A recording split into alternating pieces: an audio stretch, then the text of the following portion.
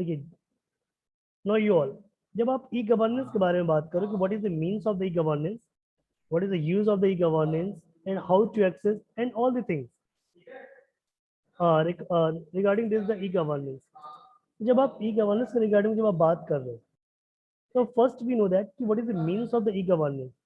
पहले बात तो आप ये समझो कि ई गवर्नेंस का मतलब कि that is electronic governance. We all know that ये हमारा क्या हो गया, दिस इज इलेक्ट्रॉनिक गवर्नेंस। जब हमारा ये इलेक्ट्रॉनिक गवर्नेंस, इट मीन्स जो इसके एप्लीकेशंस होंगे, जो वेबसाइट्स होंगी, there all the things are related to the government site, वो जिसको गवर्नमेंट हैंडल करती होगी, जिसकी जिसका ओनरशिप हमारी गवर्नमेंट्स के पास होता होगा, that is the e governance.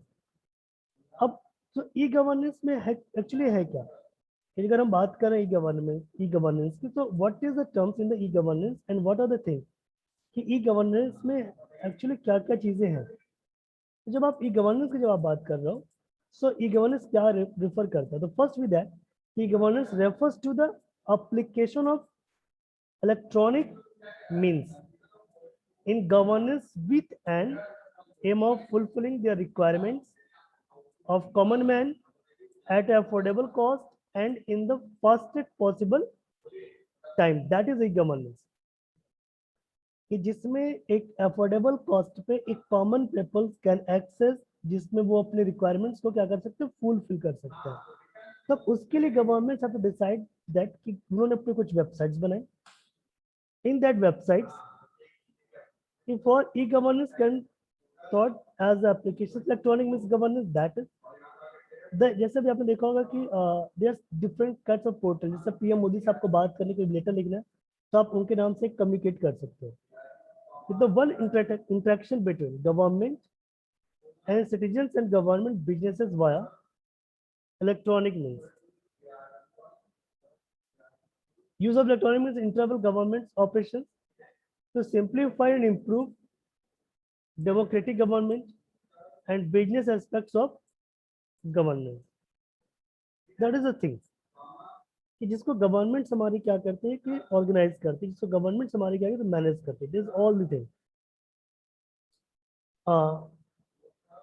Then one more thing कि the national e governance plan, एक हमारा नेशनल ई गवर्नेंस प्लान भी है, that is the NEGP has been formulated by the government to promote e-governance of massive scale, जिसपे governments की चीज़ों को एक काफ़ी हाई लेवल पे प्रमोट किया। डिड यू नो दैट कि पहले भी ऐसा नहीं कि नरेंद्र मोदी जी के आने के बाद, प्राइम मिनिस्टर जी के आने के बाद चीज़ें हमारे देश में बदली है। नो, हमारे पास पहले भी कई रिसोर्सेज थे, बट उन रिसोर्सेज को हमें पता नहीं था।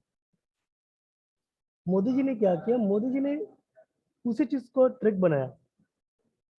उनका बेस्ट ऑप्शन ये था कि they have to publicity over the internet, over the Facebook. आप ये सोचो कि फेसबुक पे और इवन ऑल द प्लेसेस आप कहीं भी देख सकते हो कि मोदी जी के या फिर बीजेपी गवर्नमेंट्स की चीजें क्या होती हैं, वो पब्लिश हो रही होती है। इट मीन्स दे आर, उनका एक विजन क्लियर है कि हमें कहाँ पे एडवर्टाइजमेंट करना है, क्योंकि now days the people invest more time on a mobile phone. आज के समय में काफी लोग जो अपना समय जो मोबाइल फोन में यूज कर, और number of the person have their the Facebook account, और कई पर्सन के उनके फेसबुक अकाउंट्स है, so that it will promote. और जैसे अगर खान सर जो है पटना वाले, अगर वो भी कुछ कंटेंट्स लिख रहे हैं, तो बीजेपी वाले क्या करते हैं, उनमें भी मोदी जी का नाम ऐड कर देते हैं, तो वो उनकी आईटी सेल करती है। So that is it mean, तो इसी तरह जैसे वो तो अब पढ़ो किसी पार्टी का हो गया, बट गवर्नमेंट्स क्या करती, governments have to the different kinds of the websites, हर एक वेबसाइट्स, और उन वेबसाइट्स के अकॉर्डिंग आपको अपने रिक्वायरमेंट्स के आंसर मिलते हैं, आपकी प्रॉब्लम सॉल्व होती है। ठीक है, अब जैसे आप पढ़ेंगे क्या लिखेगा, making all government services accessible to common man is locality through common service delivery outlets and ensure efficiency, transparency and reliability of such services at affordable cost to realize the basic needs of the common man।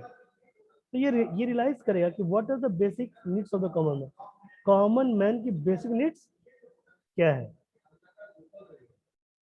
अब हम बात करेंगे इसके आगे। तो major e governance projects in India. तो India के अंदर जो मेजर प्रोजेक्ट्स गवर्नेंस कौन कौन से चलते हैं, जो जिसको गवर्नमेंट हैंडल करते हैं। तो इन दैट एमसीए। अब एमसीए क्या है? Ministry of company affairs. इनका जो यूआरएल दैट इज www.mca.gov.in। एक बार एग्जाम में क्वेश्चन पूछे जाते हैं कि write the domain name of the some government, या फिर write the name of the two websites which belong to the government. तो इंडियन रेलवे भी है। तो ये क्या है जिसको दैट गवर्न करता है, हमारा जो है गवर्नमेंट, जिसको गवर्नमेंट हमारा जो गवर्न कर, that is the government website, government things. The MCA 21 projects provide stakeholders with a convenient and ensure secure online access to all service provided by the Ministry of Company Affairs। अब आप जैसे company affairs जाके then we can check the all the parts of the company. ठीक है, जैसे अगर आपको check करना है तो सपोज दैट हम यहाँ पे गया और मैंने यहाँ पे एंटर कर दिया www.mca.gov.in। when I have entered in this is a detail Ministry of Corporate Affairs, sorry, yeah, Company Affairs लिखा था, but that is the MCA full form is there, book में भी wrong है। Ministry of Corporate Affairs, ये आपका हो गया ministry of corporate affairs. ठीक है, ये आपका हो गया ministry of corporate affairs. Okay, in that ministry of corporate affairs आप जान सकते हैं अबाउट द एमसीए। एमसीए क्या है? Act and rule, work place, MCA services, DSC, DI and master data, LLP service, LLP service for business, E filling, company service, complain, document related service, fee and payment service. It means different kinds of the services which is provided by the government. Empowering business, protecting investors. तो ministry of corporate affairs हो गया आपका। जब ministry of corporate affairs के बाद हम बात करेंगे तो कौन सा passport and visa division, Indian passport office. आप सबको पता है कि इंडियन जो पास जहाँ पे आपका पासपोर्ट बनता है, that is also part the govern by the government. The consular passport and visa division or division of Ministry of External Affairs is the Indian Passport Office for people of India. It is an executive agency of government of India responsible for issuing the Indian passport. ये क्या करते? They are the issuing the Indian passport. Indian passport को issue करने के लिए आपकी government की website है, आप इसको भी विजिट कर सकते हैं। जैसे उन्होंने http://passports.gov.in। तो आइए इसको भी चेक कर लेते हैं हम लोग।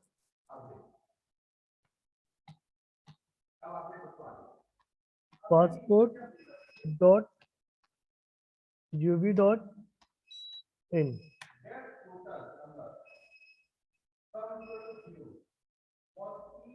Online passport application,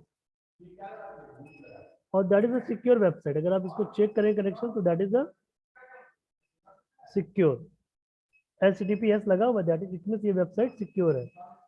guideline for the form, download passport application form, download malicious services form, तो reprint the registered form. So that is all the things which is governed by the government. ये आपका एक है part. आइए अब आगे चलते हैं।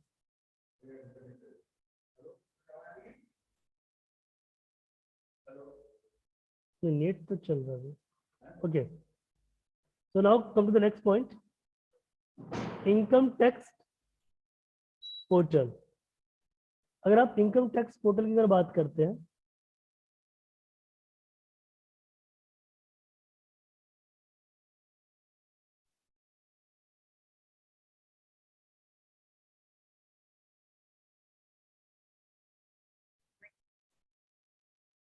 ओके, सो अभी हम यहाँ पे बात करते हैं कि इनकम टैक्स पोर्टल। सो ऐसे ही गवर्नमेंट से कई पोर्टल्स हैं जिसको हम लोग यूज करते हैं, और जो पोर्टल्स हमारे लिए बनाए जाते हैं, जिन पोर्टल्स को हमें यूज करना होता है to check the all the details. URL http://incometaxindia.gov.in। इसी तरह हमारा है नेशनल पोर्टल ऑफ इंडिया के लिए india.gov.in। DRDO का है इसी तरह www.drd.nrc.in। मैं आपको DRDO की वेबसाइट में जरूर दिखाना चाहूँगा, आप देख लीजिए कि DRDO की वेबसाइट्स को जस्ट drdo.gov.in।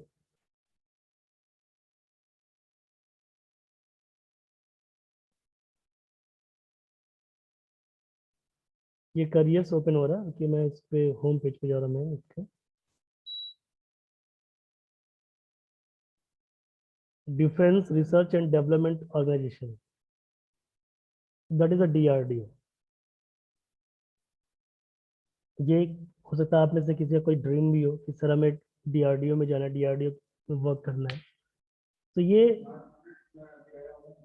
ये ऑल द थिंग्स, ये जो चीजें हैं ना, that is govern by the government.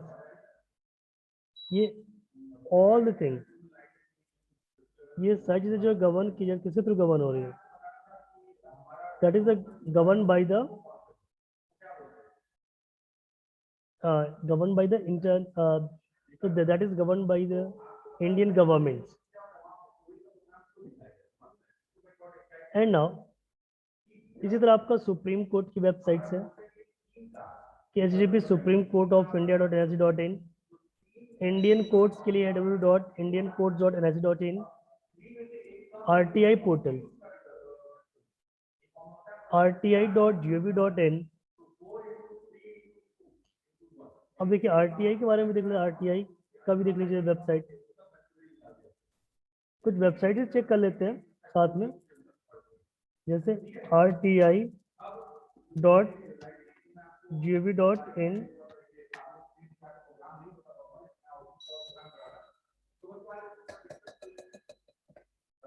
Now right to information, जिसको बोलते हैं RTI, राइट टू इंफॉर्मेशन, सूचना का अधिकार।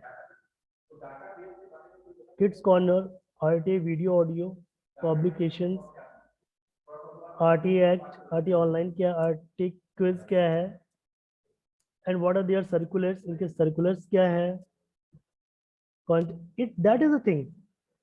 ये सारी चीजें गवर्न की जाती by to the government. So right to act, जो इंफॉर्मेशन हमारा है, राइट टू इंफॉर्मेशन, आपने देखा राइट टू इंफॉर्मेशन, जैसे RTI। एंड नाउ RTI के बाद हम बात कर that is a societal impact, कि अब सोसाइटल इम्पैक्ट क्या होगा। अब यहाँ मैं भी आऊंगा आपके पास। इन द सोसाइटल इम्पैक्ट अगर मैं बात करूँ, the positive impacts of e governance on the society can be summarise, कि जो गवर्नमेंट की जो वेबसाइट्स है उनका हमारी सोसाइटी पे क्या इम्पैक्ट है। There are two types of impact, एक पॉजिटिव इम्पैक्ट होगा, एक नेगेटिव इम्पैक्ट होगा, दोनों इम्पैक्ट्स होंगे। पॉजिटिव इम्पैक्ट उनके लिए होगा कि जिनका काम, हमने कोई केस अप्लाई किया होगा और after applying the case, case apply करने के बाद दे, या कुछ उनके इश्यूज होंगे वो तुरंत रिजॉल्व होगा, दैट उनका तो पॉजिटिव एक्सपीरियंस होगा। बट कुछ ऐसे भी होगा जिनका नेगेटिव एक्सपीरियंस होगा, ड्यू टू द रीजन, हो सकता है उनके केसेस या उनके कुछ प्रॉब्लम सॉर्ट आउट नहीं हुए। तो that is the societal impact.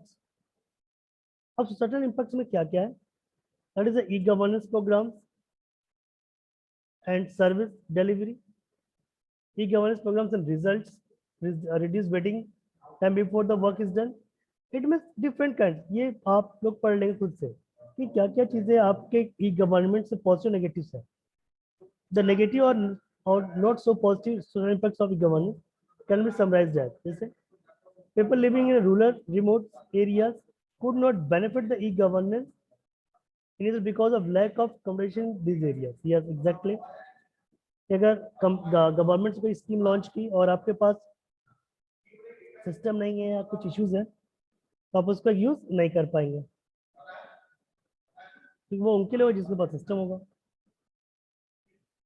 Not all services are part of e-governance, so manual methods cannot be avoided. ऐसा नहीं कि मैनुअल मेथड को अवॉइड नहीं किया जाए, अवॉइड कर दिया, नहीं, manual method can also use that.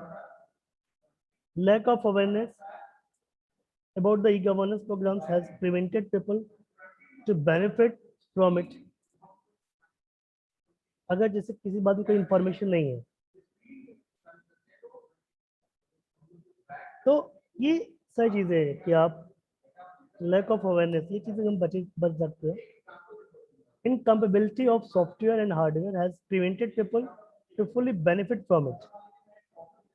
अगर आपका सिस्टम हार्डवेयर और सॉफ्टवेयर से इनकम्पैटिबल है तो for this reason we can also use it. तो ये भी एक नेगेटिव इम्पैक्ट आ सकता है, बट सिस्टम ऐसा नहीं कि गवर्नमेंट की वेबसाइट स्लो है। हाँ, चीज़ें होती हैं कभी कभी प्रॉब्लम्स, मैंने स्टार्टिंग बोल दिया था कि अगर आपका काम हो जाए तो that is a very good, अगर काम नहीं हो that is a problem for you. E groups हम नेक्स्ट टाइम पढ़ेंगे, तब तक के लिए आज के लिए इतना ही स्टॉप करेंगे अब हम।